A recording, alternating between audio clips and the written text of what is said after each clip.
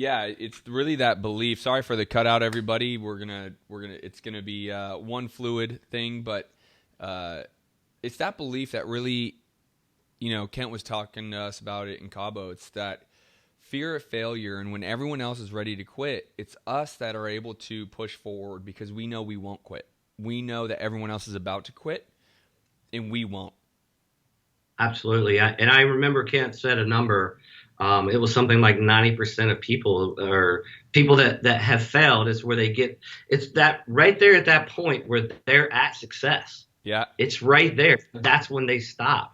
So, yeah, you just got to believe in yourself and know that you will succeed. And don't let the speed bump stop you. Yeah, no doubt. So what are some of your secret sauces in your rehabbing business, right? Where are you getting your leads? What are you doing to be able to make it so profitable? How are you able to systemize it so that, you can guarantee you're 40 plus on every deal? Absolutely. Well, I don't think there's one secret formula. I will say that I've surrounded myself with the right team. I've went through, and I think anybody that's in this business long enough will tell you, you're going to go through some people to find the right team. I've found the right team. A lot of my deals I get from my wholesaling company, and they're two independent companies, and they both have to make money. So I buy from my own company. I still get realtor, leads, referrals. I still buy at the courthouse. But, I will say one of the secret sauces that works for me. It may not work for everybody. I went through a lot of contractors, a lot of subs, trying to find the right team. And for me, it was bringing in the contractor on the deal, giving him a percentage of profit. And everybody's like, whoa, no. I made it, worth everyone's while. So we're all on the same team. Our goal is to make money. Our goal is to just turn and burn but put out a good product. I've got a pretty good niche here. We live on the coastal area. We've got rivers, sounds, and we're very historic. And I've become very one of my niches is historic homes, which can be very profitable. There's a lot of old areas that have been really neglected that are starting to grow back up, and my team is targeting those areas. And it's something that we have figured out a long time. But going back to my team, I've surrounded myself with the right team. I got the contractor in on the deal. He's very motivated. So how much do you pay your contractor? That's everyone's question. What is the percentage split? No, this is very simple. I pay my contractor 20% of the deal. So but if you make $100,000, he makes 20. Absolutely. On top of the cost of the rehab. On top of the cost of the rehab. Does he get to mark up the rehab? Does he get his 10% above cost? I do give him. I give him 7% above cost. Yeah, and one of the key things that I want to stress about this. So he's going to make roughly close to 30% every deal. Now, I've created systems where we've got levels of houses, so I can go in literally. I literally look at half my houses twice. Once we go in, I say, here, this is a level 1, and I go out, and then I go back after we sell it and just want to look at it.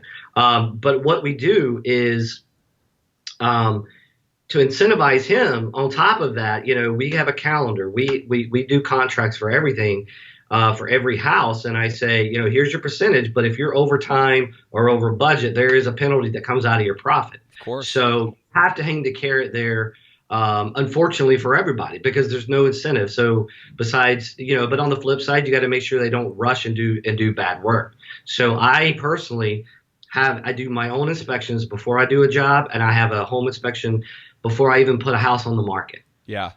Sure that the work was quality, because I don't want to put out a bad product, because I live in a big small town. So, it's small enough that, I like to have a good name for my company, and I want people to come to me. Matter of fact, I just sold a house last week, another historic house that I am 45 to 50 days out from being done, and people had seen my other work. The realtor called me and gave me a full price offer, and the house is already sold, and we still haven't even finished hanging the sheetrock.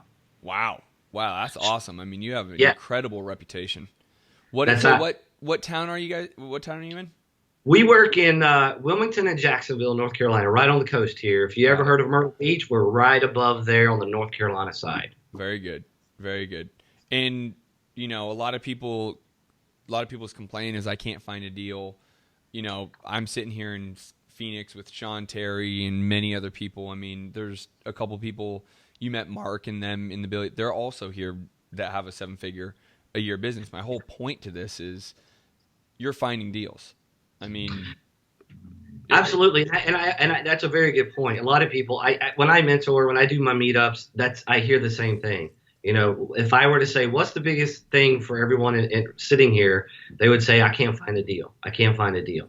Well, I obviously find plenty of deals, and I live in a lot smaller market than Justin is in. yeah. And so it's all about educating yourself and making sure that you know how to find the right deals. Yep. And a lot of people, unfortunately, and I'm not trying to push the boardroom and everything on everybody, but I mean, it's a game changer. I was scraping and clawing at every deal. And now, I'm picking and choosing because I have learned how to effectively find those deals. What is if you had to give someone insight on, a lot of people will say, "Oh man, my town is too small, and you're in Phoenix, and there's so many more opportunities, and I want to go, so I'm going to virtually wholesale." So for someone like yourself, what would be the next biggest city that you'd be next to?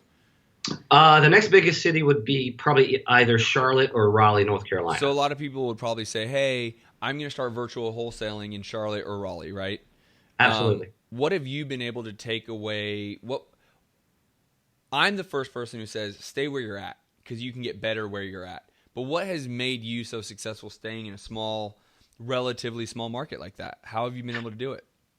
That's a very good question, and I will bring back up the Mastermind. I had brought that up in, I want to say last October's Mastermind. I had mentioned to Justin and Sean and Kent, I was thinking of expanding, and they immediately shut me down, and for good reason. And I know we talked about it in the Billionaire boardroom as well. And I think that for me, I didn't realize there were more leads than I even had imagined were here. Yeah. Started pulling the data. I started using, the find motivated Kent system, and I was like, wow, there's a ton of leads here that I haven't even tapped. Right. So, and also I did another complete research on my market, and I really wasn't marketing effectively to its full potential. And once I started marketing and taking that to the complete next level and digging in harder in my market, like you guys said, I had plenty of room still to grow here. Yep. So I took that in. I will admit I still researched moving to Charlotte, expanding my area. But once I took Justin's advice and did my research on both markets, it was a no-brainer. I live in a small market, but like Justin said, I'm still able to rock and roll it, and I still am growing with my own market. So I think that people, and even myself included, I thought that I was doing everything I needed, and I learned from you guys that there was plenty more leads, way more leads in my town that I haven't even touched. It's so true. It's just about, using Ken's Find Cash Buyers now, right? You go and find out how many is crazy. You go in and look how many cash transactions happens in a 3-month period. And a lot of people in the mastermind will say, oh, my town's too small, not enough deals and whatever. And then we'll literally in the mastermind go bring it up, say, what town are you in, what city? Okay, how many cash transactions? And they'll be like 4,000 in 3 months. Absolutely. And they're doing like 2 deals a month. You don't think there's more deals to do when there's 4,000 cash transactions in 3 months? It's crazy, right? Or even 400 cash transactions. Like, no one's doing that kind of volume. So knowing your numbers is really going to help you be able to get to that next level. Absolutely. And I remember at the last mastermind, Sean sit right there and called me out on it and just pulled numbers. and said, Jerry, you've got, 86,000, you've got 86,000 leads there that you're not even marketing to. Sorry, my assistant just had to come in and get her pocketbook. So, That's awesome. But anyway, no, Justin's totally right. I wasn't even marketing to it, and we pulled up the cash buyers, as Justin said, and we did that at the boardroom. And literally, out of 3,000 transactions, of cash buyers, Yep. I was getting 6 of those of a month, and so the math said there's plenty. There's plenty out. So you definitely pull your cash buyers, do your market, look at your market, and so I will not be moving. Yeah. I took the advice, and it was the best advice I've ever gotten from my wholesaling business, because I hadn't even, tapped my market, and I live in a very, comparatively speaking, small market to Justin. Yeah. So absolutely. And look at Justin and Sean. You guys are in the same market. Totally. And totally rocking and rolling, both of you. So right. There's plenty out there if you just dig. Yep. Just know what you're doing, right? Just know what you're doing. Well, dude, I want to say thank you for taking some time out. I know you're incredibly busy with all the rehabs and the wholesales, and your business is running, man. I just want to say thank you. I really appreciate you coming and joining me on this podcast and giving to our listeners here, dude. Thank you so much. Absolutely enjoyed it, man. Every minute of it. Yeah, cool. Guys, we talked a lot about the Mastermind. If you are interested in a Mastermind, we have 3 levels. There's the Boardroom Elite, and Billionaire. If you're just getting started, maybe you've never even done a deal, or maybe you're doing 1 or 2 deals a month, fill out the application. Go to thescienceofflipping.com, fill out the application. We do not take everybody. You have to prove to us why you belong. You have to show us why you're going to give the rest of the people value. Make it easy for us to approve you. If you are, in the middle ground, maybe you're making $250,000, $500,000 a year, fill out the application. Let us know why you're also going to help the other people, what value you're going to provide. And honestly, if you're in the, 7-figure a year, if you're the Billionaire Boardroom, fill out the application. Let us know.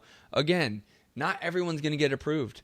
But the people who are approved are very powerful. They're going to help your business. People like Jerry and others who will continue to give no matter the level they're in, guys. So go to thescienceofflipping.com, fill out the application. This is not an automatic approval. It doesn't matter how much money you have. If you are not the right fit, you will not be approved. So be honest, be transparent. Let us know who you are, and either myself or someone from my team will contact you along the approval process. Sean, Kent, and myself are the ones who ultimately approve everybody. So, guys, get to the Science of Flipping. Fill out the application. Jerry, again, really appreciate you, brother. Thank you for spending some time with us.